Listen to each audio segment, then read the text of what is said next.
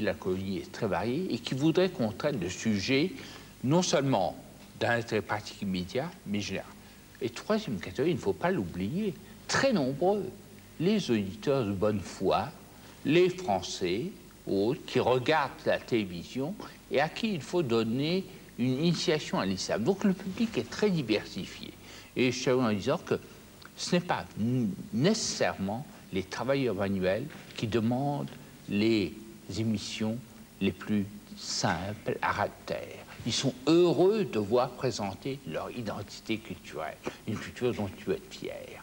Et parmi les nombreuses questions qui ont été posées, qui se retrouvent, elles reviennent assez souvent. Je vous laisse ce soin de voir laquelle est la plus importante. On peut peut-être en prendre une maintenant au micro.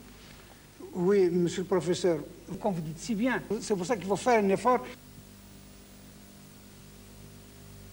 أعوذ بالله من الشيطان الرجيم بسم الله الرحمن. Nous recevons aujourd'hui Eva de Vitré, en islam, Hadja Hawa. Le thème de la maison est particulièrement riche. Pour un musulman, ça signifie avant tout l'intimité de la famille. Mais le thème de la maison va bien au-delà du social et va bien au-delà de l'architecture ou de l'urbanisme. En effet, la mosquée elle-même, dans sa forme originaire, reproduit une maison, la maison du prophète de l'islam, sallallahu alayhi wa sallam. Et toute la communauté musulmane se trouve comparée à un bâtiment unique, puisqu'elle est qualifiée de Dar l'Islam. C'est donc à différents niveaux de conscience que Eva de Vitré va nous parler non seulement de la maison, mais aussi de l'accueil et de l'hospitalité en islam. Bismillahirrahmanirrahim.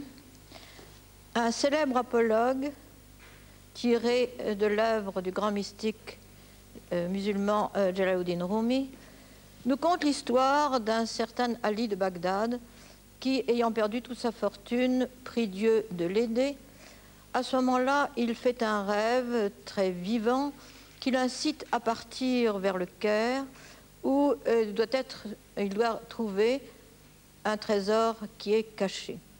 Il fait donc ses adieux à sa famille, s'en va, arrivé au Caire, reconnaît l'endroit qu'il avait vu dans son rêve, se met à creuser la terre, se fait arrêter à ce moment-là par une patrouille de police qui le prend pour un voleur. On l'amène vers le responsable, vers le lieutenant de police, le Charna, qui lui dit « Mais qu'est-ce que tu faisais là ?» Il raconte son rêve, le lieutenant de police se met à rire, lui frappe sur l'épaule et lui dit « Je vois que tu es un honnête homme, mais tu es complètement fou. Moi, j'ai très souvent rêvé que chez un certain Ali de Bagdad, dans telle rue, dans telle maison, se trouvait un trésor caché derrière son âtre. » Ali, sans dévoiler son identité, rentre chez lui, creuse derrière son âtre, c'est-à-dire dans l'endroit le plus chaud de sa maison, le plus intime de sa maison, et il trouve le trésor qui était caché. Comme la plupart des hikayat, des anecdotes qui se veulent un enseignement initiatique, cette histoire peut se lire à un double niveau. D'abord, un décentrement pour retrouver en soi-même le don que Dieu vous a fait, et sur un plan plus humain, disons, le fait que la maison est un centre, la maison est un cœur. Dans le monde occidental, la maison est ouverte sur la rue. Elle est ouverte de toutes ses fenêtres. Dans la maison traditionnelle, dans le monde arabe ou dans le monde islamique, est un espace clos de murs qui enclôt donc une intériorité se trouve à l'intérieur d'une extériorité. Là aussi, nous voyons toujours ce double niveau qui va jouer. Et c'est aussi, la maison, c'est aussi un centre. C'est le centre de l'intimité familiale qui va aussi, en même temps être un centre d'accueil. Car les deux choses ici sont également liées. Intimité familiale, certes, et le centre même de la maison, qui est ouverte à la verticale sur le ciel, qui est fermée sur la rue, va être en même temps ce centre où vont se retrouver et la famille et les amis, et elle aura un sens même sacré, puisque le mot haram veut dire sanctuaire et veut dire sacré. C'est donc un lieu privilégié, un lieu qui est ouvert à la verticale, malgré son horizontalité. Mais c'est aussi le lieu de l'accueil, car cette intimité jalousement gardée est en même temps une intimité sélective, certes, sélection qui est symbolisée, dirais-je, par l'entrée de la maison. Il y a la porte sur la rue, il y a souvent une autre porte, il y a une entrée souvent coudée, une sorte de labyrinthe, qui va symboliser, car tout cela est symbolique aussi, qui va symboliser une sorte de choix. N'entre pas dans ce sanctuaire qui veut, mais une fois qu'il y est entré, il va être accueilli à bras ouverts, avec une qualité d'accueil et d'hospitalité qu'on ne trouve guère ailleurs, je crois, que dans le monde de l'islam, ayant conservé et préservé ses vertus traditionnelles. Il est très émouvant, quand on a un peu voyagé dans le monde de l'islam, comme j'ai le privilège de le faire, de voir que dans tout ce monde, que ce soit à Jakarta, à Lahore ou à Tanger, on va être accueilli de la même façon. Si c'est pendant le ramadan, on va vous offrir des dattes et du lait, parce que pour rompre le jeûne, car c'est une coutume du prophète sallallahu alayhi wa sallam, et chaque fois que vous viendrez dans le reste de l'année, vous serez accueillis par des enfants aimés, confiants, qui viendront tendre leurs joues au baiser. Leur mère vous fera asseoir sur un des divans qui meublent les pièces. Et si, comme c'était généralement le cas pour moi, vous ne parlez pas l'arabe dialectal, vous allez rester dans un service amical et chaleureux, où il y aura toujours une sollicitude attentive, mettant sur vos genoux le châle qui réchauffe, mettant dans votre dos le coussin qui vous repose, et là aussi c'est, paraît-il, une coutume sunna, une coutume du prophète, que son nom soit béni. Et puis on vous apportera naturellement le thé traditionnel, les petits gâteaux, et quand on ne pourra pas parler, de temps en temps, ce silence va être ponctué d'une interrogation fraternelle. L'abbas, vous êtes bien? Et vous ne pourrez guère répondre que répondre par votre attitude intérieure. Et c'est elle qui va être perçue, c'est elle qui va conditionner vos relations ultérieures. Et j'ai souvent remarqué que, je dirais en particulier chez les gens les plus simples, ils ont une sorte d'intuition absolument extraordinaire pour savoir justement ce qui se passe dans votre cœur à vous, la façon dont vous recevez cet accueil. Le fait que vous ne puissiez pas parler n'a pas d'importance. Vous savez, il y a dans toutes les langues islamiques une expression que je trouve merveilleuse, qui est lisanul hal en arabe, zebanul hal en persan, qui veut dire le langage de votre intériorité. C'est ce qui va répondre à cet accueil si généreux de votre part, la façon de vous mettre au diapason d'un silence, mais d'un silence très chargé, d'un silence plein d'amour.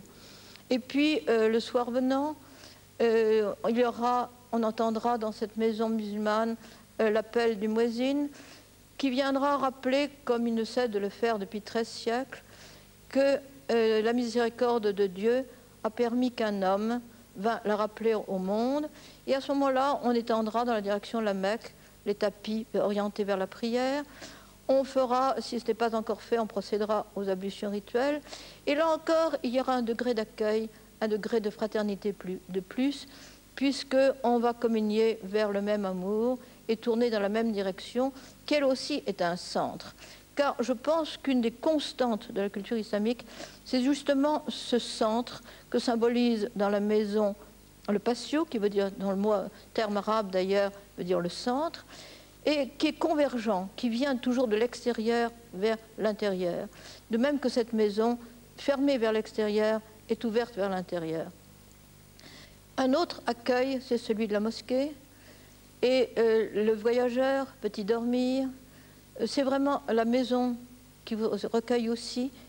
Et il est aussi très frappant que dans le Coran, la maison de Dieu, ce soit la Kaaba, le centre des centres, qui là aussi est le cœur du monde, le cœur qui fait battre tous les cœurs du monde musulman, et où l'on se retrouve aussi en convergeant vers ce centre, vers ce point où convergent toutes les oraisons depuis des siècles.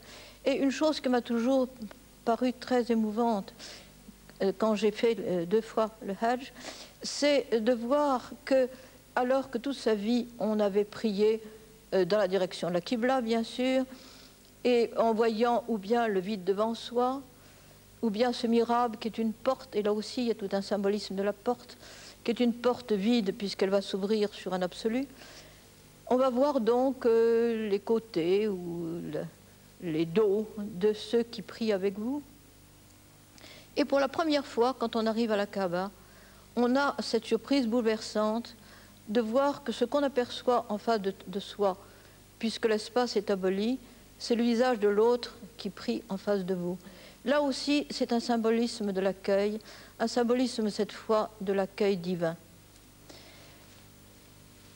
Enfin, je dirais que le plus haut niveau de l'accueil va être celui de Dieu lui-même, puisque alors que le Coran nous incite constamment à accueillir le voyageur, le malade, le pauvre, à nous dire que la piété, ce n'est pas de tourner son visage vers l'Orient ou l'Occident, mais justement d'être ouvert, d'avoir un cœur grand ouvert, comme la maison musulmane elle-même est ouverte à celui qui vient frapper à sa porte.